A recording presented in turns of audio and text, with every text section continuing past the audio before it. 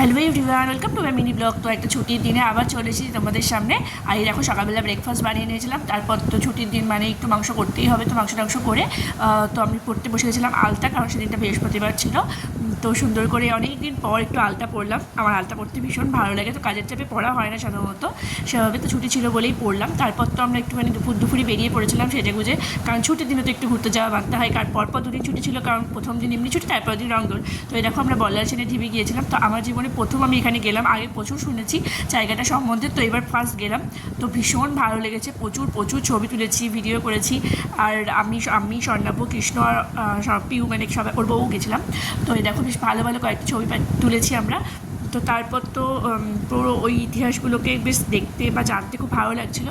আর এখানকার প্রতিটা খাঁজে খাঁজে ছবি তোলার মতো, ভিডিও করার মতো খুবই সুন্দর জায়গা। তো তোমরা যদি কাছাকাছি থাকো তো তোমরা দেখতে যেতেই পারো।